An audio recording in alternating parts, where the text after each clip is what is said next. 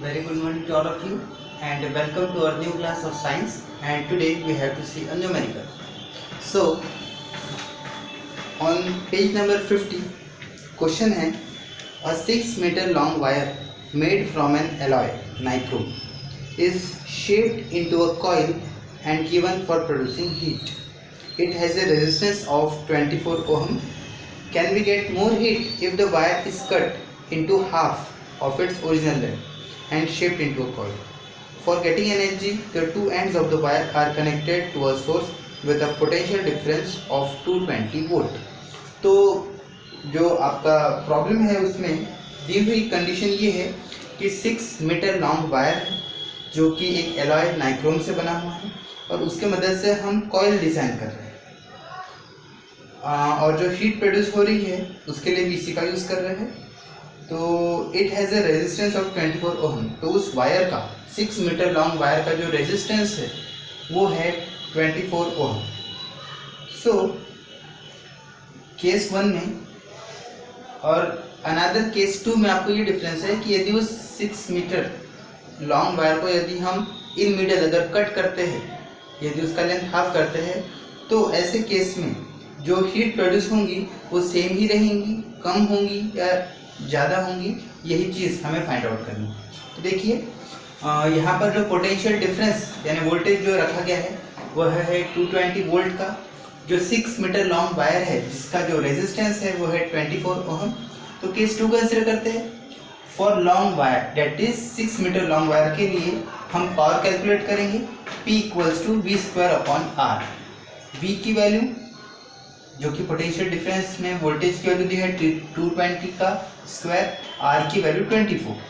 तो 220 का स्क्वायर आप देख सकते हैं 48400, ये आप कैलकुलेट करके देख सकते हैं, डिवाइडेड बाय 24। और फिर जब 24 से हम डिवाइड करते हैं तो हमारा आंसर आता है 2016.6।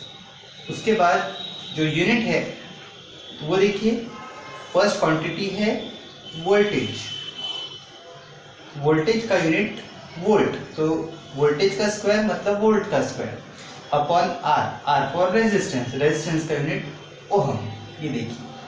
Now in the second case for half length wire, यदि इसी लेंथ को हम यदि हाफ कर दे तो आपको पता होना चाहिए कि यदि वायर का लेंथ अगर चेंज होता है तो रेजिस्टेंस भी चेंज होगा। वायर की लेंथ जितनी बढ़ती है रेजिस्टेंस उतना बढ़ता है, और वायर की लेंथ जितनी कम होगी तो रेजिस्टेंस भी उतना कम होगा। तो देखिए for half length wire resistance आधा हो जाएगा, डेट इज पहले 24 था, now it become 12। So P equals to formula is V²/R। फिर से V की वैल्यू जो पोटेंशियल डिफरेंस की दी गई थी वो है 220, जिसका स्क्वायर हमने अभी देखा 48400 और अपॉन में 12 था। 12 से डिवाइड करने के बाद आपका आंसर आता है 4033.3। फिर से यूनिट वोल्ट, वोल्टेज के लिए वोल्ट का V whole square and R resistance के लिए ओहम। इसे टेक्स्ट बुक में या फिर किसी और जगह पर वॉट में भी कन्वर्ट करके दिया जा सकता है, पर इससे कोई इशू नहीं है। जो हमने P की वैल्यू कैलकुलेट की फर्स्ट केस में और P पावर की वैल्यू कैलकुलेट की सेकेंड केस में।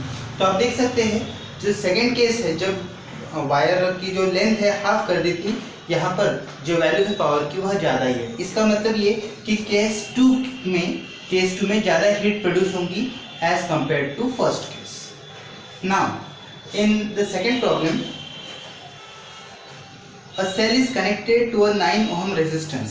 एक सेल, एक बैटरी है जो कि एक जिस रेजिस्टेंस वायर को कनेक्टेड है जिसका रेजिस्टेंस है 9 ओम। तो देखिए R इक्वल टू 9 ओम लिया हमने, और बिकॉज ऑफ विच, जिसके कारण हीट कितनी प्रोड्यूस हो रही है, heat of 400 joule is produce per second.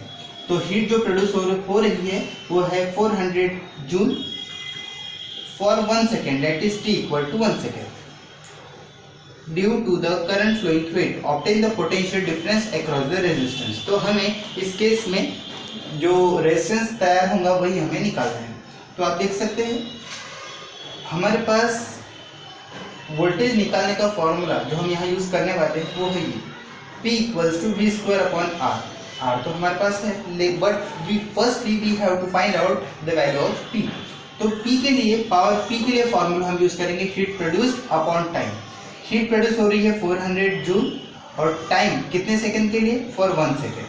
तो 400 अपॉन 1 या था 400 जूल पर सेकंड। जूल पर सेकंड ये हुआ पावर। नाउ P का जो फॉर्मूला अभी हमने कहा V स्क्वायर अपॉन R, हमें वैल्यू निकालनी है V की, दैट इज पोटेंशियल डिफरेंस और वोल्टेज V की।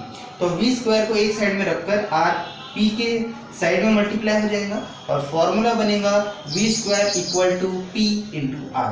P की वैल्यू 400, R की वैल्यू 9, आप देख सकते हैं। तो यहाँ पर यदि हम एक साइड से स्क्वायर हटाते हैं तो अगले साइड में यहाँ अंडर रूट आ जाएगा। तो 400 अंडर रूट 400 ये होगा 20 और अंडर रूट 9 ये होगा 3। 20 इंटू 3 60 और इसका यूनिट बनेगा वोल्ट। इस तरीके से we can able to find out the voltage. So these are the 2 problems and these are the very simple problems. और इसे आप जितना 2 बार 3 बार प्रैक्टिस करेंगे तो ये प्रॉब्लम्स आप इजीली सॉल्व कर पाओगे। चलिए मिलते हैं हमारे अगले क्लास में, जिसमें अगेन हमें फर्दर के न्यूमेरिकल्स पढ़ने हैं। आई होप आप इसको प्रॉपरली अंडरस्टैंड करोगे, so that's why you will be able to solve this numericals very easy. Okay, thank you. जय हिंद, जय भारत।